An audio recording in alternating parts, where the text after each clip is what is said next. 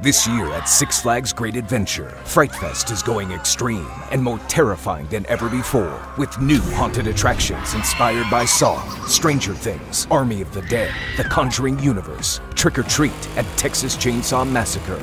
It's terror around every corner with interactive mazes, endless jump scares, and more at Fright Fest Extreme, presented by Snickers at Six Flags Great Adventure, here for a limited time this fall. Get your tickets now at sixflags.com.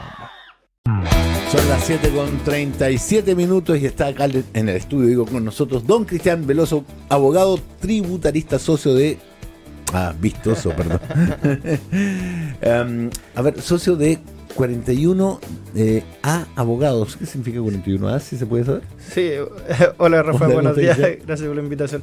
Bueno, es bien curioso porque esto es una decisión en el fondo de tomar oficinas de abogados y 41A tiene un poquito de morbo porque le pusimos ese nombre que es lo que nos unió en la oficina donde está antes Luis Hermosilla y Andrés Chato, que algo anecdótico, pero sí, que sido, bueno, tiene harto significado, pero en el fondo queremos darle un poco la vuelta a esa carga que tiene la oficina. Notable.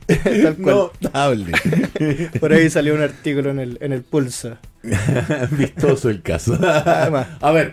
Se aprueba esta nueva ley anti-elusión y anti-evasión.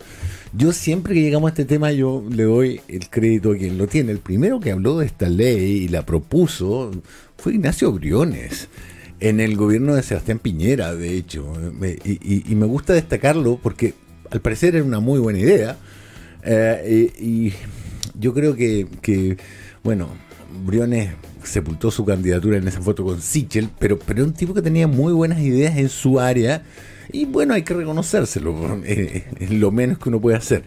Pero esto lo toma este gobierno tras el fracaso de la reforma tributaria, lo impulsa y le da un boost económico, yo diría gigantesco. Hicieron un ajuste de $800 millones primero y de 1.000 y tanto después, y con esto van a meter a la caja, no solamente van a compensar ese baja en los recursos fiscales, sino que van a meter $1.200 millones más. Correcto. Ya. ¿Cómo se va a hacer? Sí. No, bueno, un temón. A ver, bueno, en primer lugar, de momento todavía no es proyecto ley, pero bueno, ya están los consensos y en cualquier momento se publica, pero es una ley que yo creo que esta vez si el rótulo le hace honor el contenido del proyecto de ley, que es en el fondo cumplimiento tributario, donde uno lo eje, sin duda, es el tema anti-ilusión y que efectivamente yo creo que el mérito para instalar la discusión en términos políticos es efectivamente del ex ministro Briones, donde, como te digo, ahí uno de los ejes importantes efectivamente es la norma general anti-ilusión, que generó mucho escozor en el fondo en la previa de esta tramitación junto con el tema del secreto bancario y algunas otras normas. Y ahí donde efectivamente yo creo que es algo que incluso se valora también desde el lado de los contribuyentes, porque en definitiva lo que debiese apuntar a tener un sistema tributario sano es que tener reglas claras por un lado, y eso viene del lado del fisco desde luego, y por el otro lado desde el lado de los contribuyentes en el fondo es cumplir con sus obligaciones tributarias dentro del marco de la ley, y eso, y la ilusión, está en un territorio intermedio entre el cumplimiento tributario. Recordemos que en materia impositiva en Chile la gran mayoría de los impuestos son autodeclarativos, es decir, vienen de la fuente del propio contribuyente, y en el otro extremo están los delitos tributarios, donde ya estamos en el extremo, digamos, y la ilusión tributaria en definitiva es ocupar articulados, digamos, entramados que generan abusos, simulaciones de formas jurídicas con el fin de eludir el pago de ciertos impuestos, por lo tanto. Entonces, viene una distinción ahora y un enfoque en ajustar la normativa de la norma antielusiva, digo, y también ampliar un poco también su espectro. Ahora ya, en el fondo, en el primer texto no existían las franquicias tributarias, ahora se incluyen, por ejemplo. Entonces, yo creo que eso es algo que vuelve sano el sistema tributario, me parece que es una buena medida y ahí, bueno, los reconocimientos a quienes corresponden. Fue lo que Mario Marcel llamó estrategias agresivas para reducir la carga impositiva. Claro, bueno, esto se sabe mucho que en el fondo en el mundo tributario uno existe lo que se denomina las reorganizaciones empresariales o planificaciones tributarias. Por lo tanto, lo que apunta es, si usted realiza una reestructuración a nivel de su holding de empresa, por ejemplo, compra una empresa zombie, por ejemplo. Eso ya es más distinto, podemos pasarnos al lado delictual. En un momento eso era súper, digamos, grandes figuras lo hicieron, digamos. Pero esto es más bien a hacer, yo diría, me gustaría que quedara gráficos de la siguiente forma. Si yo tengo un grupo, un holding de empresas, en definitiva, y las reorganizamos para optimizar la carga de impuestos, es decir, si yo con la estructura que tengo ahora pago 100 y me reestructuro de manera tan legítima, cuya virtud después bajo mi carga 80, si eso está dentro de las normas del juego, digamos, dentro de las rayas de la cancha, está perfecto.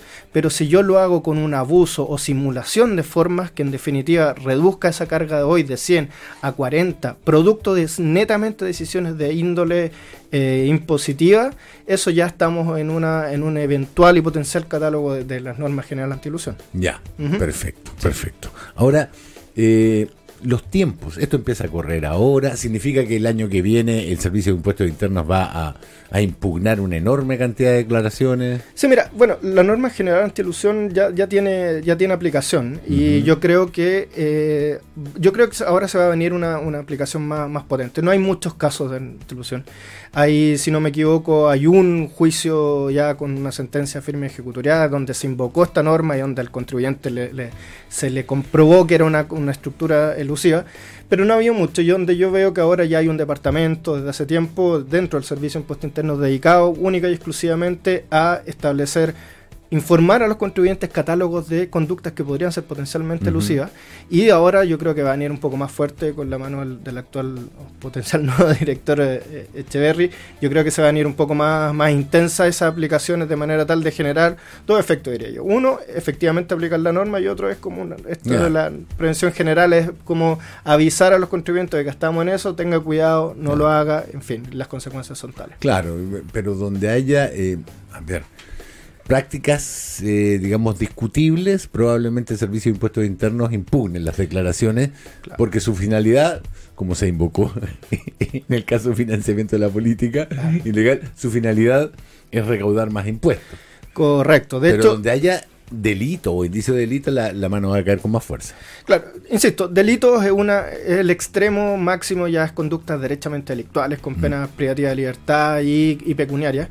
La elusión es más bien única y exclusivamente con un fin pecuniario, es decir, donde hay diferencias de impuestos se le aplicar, pero con ciertos énfasis, donde la prescripción es más larga, es de 6 años, versus una declaración normal que es de 3 años, la fiscalización del Servicio de Impuestos Internos. Por lo tanto, como te digo, es un camino intermedio entre la declaración propia del contribuyente, entre que lo fiscaliza y ejerce su acción en el servicio, y una delictual donde ya estamos frente a conductas graves. No sé, algo típico es incluir facturas falsas en tu empresa, algo de ese tipo, digamos. Eso que hemos visto. Que hemos visto en el pasado. Sí.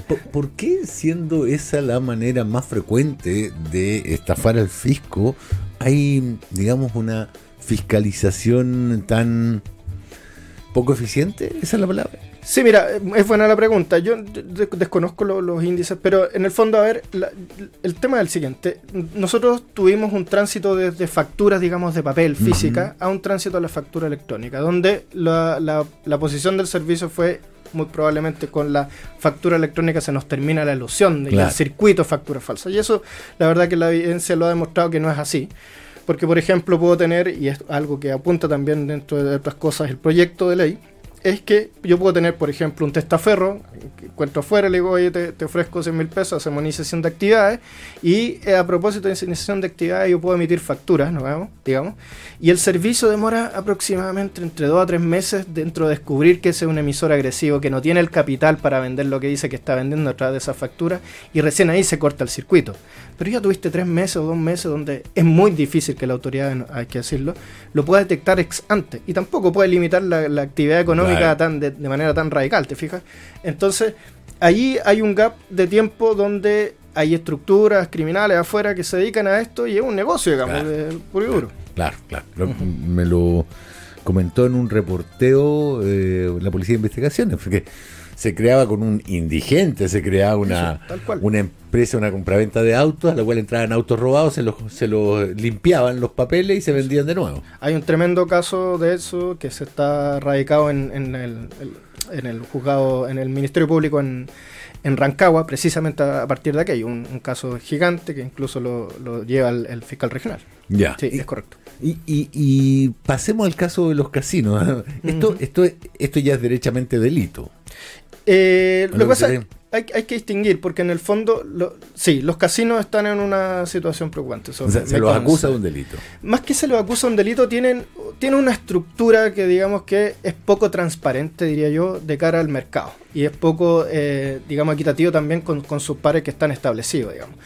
Y eso más bien me refiero a los casinos online, digamos, ¿ya? Ya. Ahí donde el proyecto de cumplimiento tributario, que es el que nos convoca, establece que ahora van a tener ciertas restricciones, donde van a ser estos intermediarios, no quienes apuestan, digamos, que van a tener ciertas obligaciones y que los van a limitar. Por ejemplo, algo que me parece muy potente y creo que es saludable, es que, por ejemplo, si estas casas de apuestas tienen una transferencia, que finalmente le llega la plata a su caja y después ellos, digamos, transmiten los dineros a quien gana o quien pierde la apuesta, si tengo 50 o más transacciones de distintas personas en un día, en una semana o en un mes, va a estar, las instituciones bancarias involucradas van a estar obligadas a informar al Servicio de Impuesto Interno, y ahí es una de las causales de exclusión donde no hay intervención del contribuyente. ¿Te fijas? Entonces ahí va a haber un control que no va a depender de los casinos que quieran informar o no por buena voluntad, sino que más bien va a ser de resorte de la información que sea capaz de proveer los bancos a propósito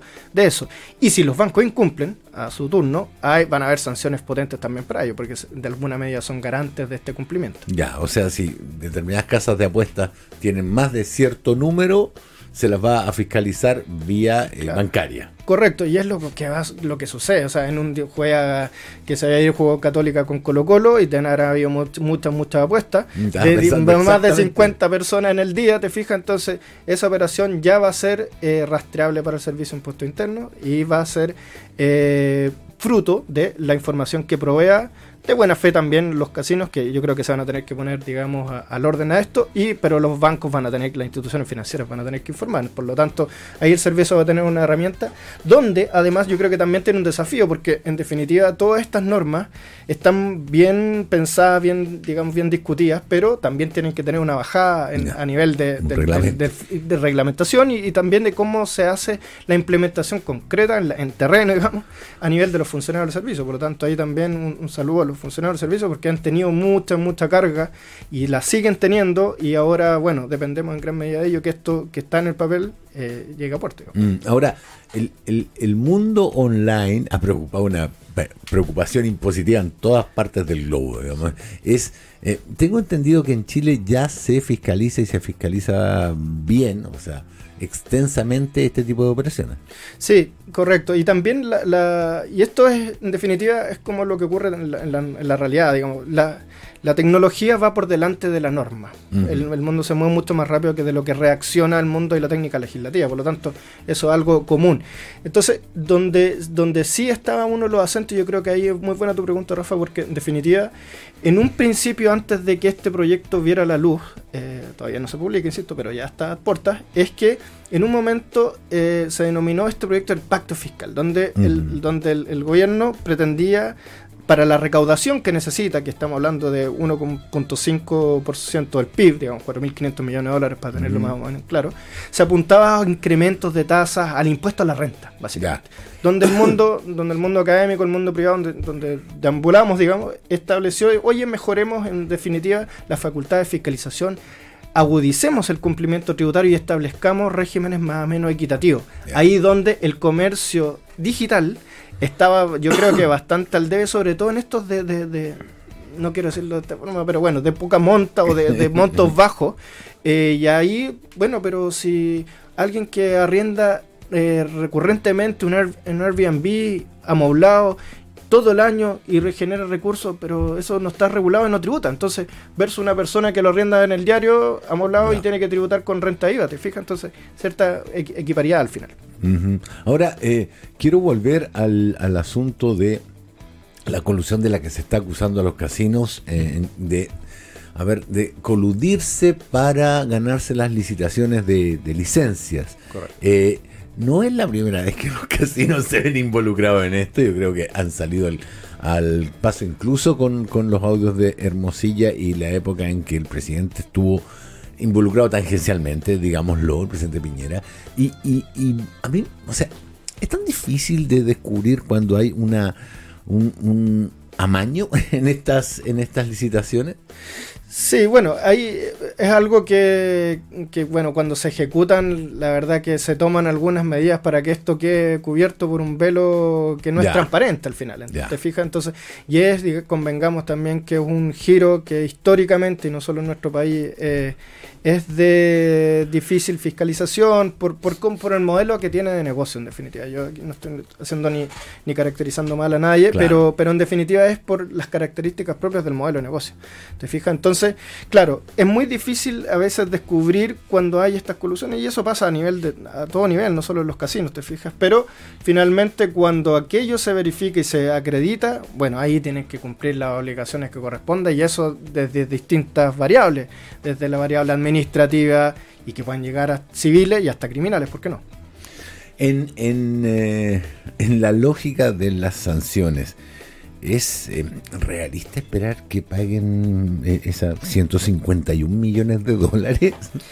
Mira, yo creo que si se verifican los hechos, hay normas que los resguardan en términos de respetar el debido proceso y tienen que pagarlo. Yo creo que falta de caja mancomunada, yo creo que no hay tema por ahí. Sí, yo creo que, insisto, hay que respetar el debido proceso, la presunción de inocencia, pero llevar la investigación adelante como corresponden, y si hay repercusión a nivel de sanciones, tanto pecuniarias como de otra índole, eventualmente delictual, de pena aflictiva, bueno, habrá que cumplirlo. Yo te insisto, creo que de caja no es duele, pero no creo que haya un gran problema ahí. Me queda poco tiempo, pero quiero hacer una pregunta que tiene que ver con lo que sea. A ver, hemos estado los últimos meses hablando de levantamiento de secreto bancario, mayor acuciosidad en esto, y hay un agregado a lo que antes era solamente la recaudación impositiva. Hoy hablamos de seguir el rastro del dinero de organizaciones criminales. Esta ley o los cuerpos legales que están en investigación, en preparación, ¿sirven para ello? Estamos hablando que a nivel, ¿qué hay que hacer a nivel de tributos para descubrir organizaciones criminales? Excelente pregunta. Yo creo que ese es un esfuerzo transversal a nivel de Estado, a nivel de todos los poderes del Estado, y donde sí, la respuesta es sí. Este proyecto de ley tiene herramientas que dotan para esos efectos. Por ejemplo, por ejemplo, desde normas de los delitos funcionarios, incrementan las sanciones respecto a funcionarios de impuestos internos que en definitiva puedan permitir el blanqueo de entidades patrimoniales que pueden venir del narcotráfico, del crimen organizado. También con respecto a estas normas que te decía yo, de informar respecto a operaciones comerciales de 50 o más contribuyentes. En fin, hay otras herramientas también, y creo que más clave aún me parece la iniciativa que dio a conocer el propio Servicio de Impuestos Internos hace unos días, en cuya virtud el director nacional congregó ahora y formó un equipo especializado para estos efectos, donde ya existía un departamento de delitos tributarios, pero ahora es netamente enfocado en estos temas, donde se les va a dotar de ciertas herramientas mucho más potentes. Yo creo que van a contribuir a eso. Sí, y nosotros también tenemos que ayudar desde el mundo privado también a que eso suceda. Muy bien, abogado tributarista, don Cristian Vistoso, socio de 41A Abogados y además bajista de Bragas, una banda con Domingo Lovera. Así es, sí, tenemos una banda ahí con Domingo Lovera, con Jorge Contese, que bueno, como yo digo, no todo es derecho, no todo impuesto, así que le damos harto al rock, sí, nos gusta mucho. Estuvimos tocando, de hecho, el viernes pasado en la aula magna de la Católica Valparaíso con ellos, con otro grupo, con Cristian Viera, en fin, con varios próceres del derecho constitucional, digamos. Y un invitado de piedra ahí, el que habla. Pero sí, los bajistas bien rockero. Sí. Muchas gracias, ¿qué tal te pasaste? No, encantado, muy amena la conversación, así que gracias.